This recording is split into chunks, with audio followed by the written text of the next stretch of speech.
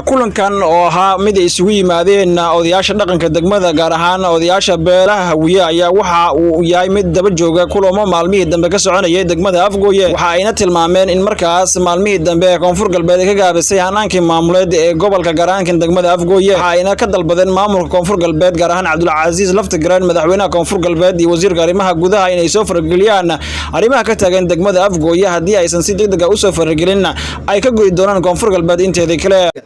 ma rabaan dhaqan haday dhaqan rabaan gobolkan gubernatoriga u magacaabeen nin dadkaana yaqaan dalkaana yaqaan macquula aqoon-yahana waaye araga wax garada runtii aan dhihi karo masiirka Koonfur Galbeed oo qaadi kara gobolkan gubernatoriga ka ninka Cabdulqaadir Siidi hadaad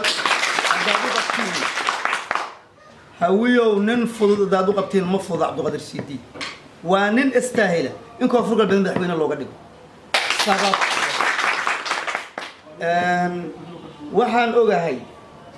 gobolku waa u daraasaysan yahay dad ahaan uu og yahay dal ahaanna waa u yaqaanaa dakhliga yaalana waa og yahay sida loo kala mudan yahay iyo sida loo kala leeyahay iyo sida minee loo kala xaq badan yahay waa og yahay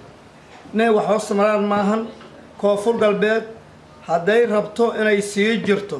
ha u dayso ninkaas shaqadiisa gobernatoraha gobolka Shabeellada Hoose shaqadiisa ha u daayaan ha ka baxshaana wasiirka arrimaha gudaha iyo najax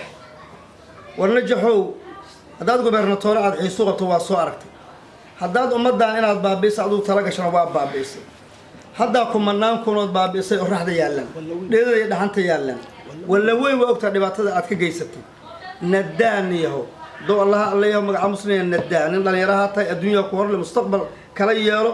ummadaan dhibaato waa ka soo bagtay waana ka soo dheregtay waxaad u geysan kartaan waa u geysatay waxaan idin sheegaa hantida halkaas aad ku gubteen iyo guryaha ku baabi'iseen waa leedin daba jooga soo koobayna dhibaatadii gobolka Shabeellada Hoose aan ku dhacday odayaasha dhaqanka beelaha Hawiye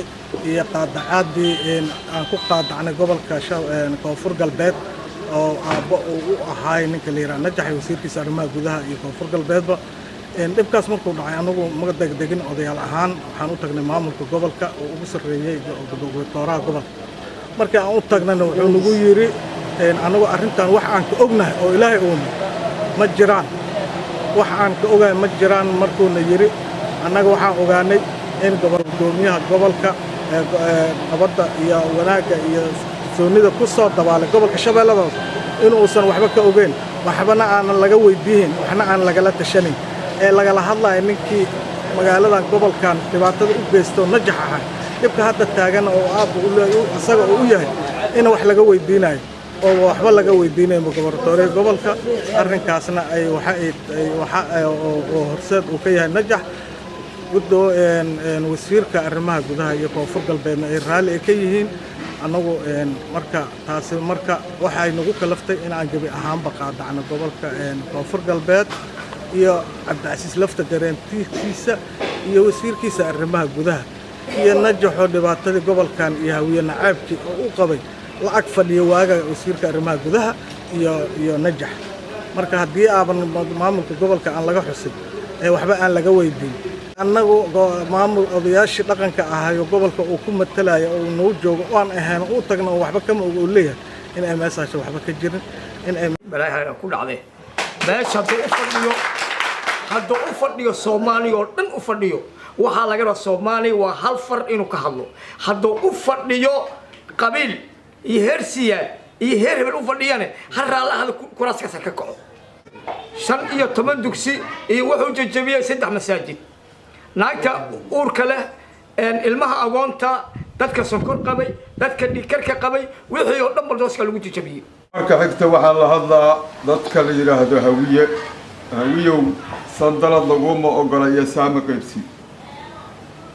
hawiyow sandalad laguma ogolaya saama qaybsi waxaan la hadlaynaa dadka u yimiday Afgooye inuu dumiyo Afgooye inuu burburiyo dadka u soo labistay oo u soo shaqay tagay hadii uu yahay najax hadii uu yahay wasiirka arrimaha gudaha hadii uu yahay Laftigraan adeer yaal waxaan leenahay waxaad geysan rabteen horaad u geysateen mar kale ma idinka yeeli doono inaad afgooye baabi'isaan waa idin ognahay waxa aad ku soo socotaan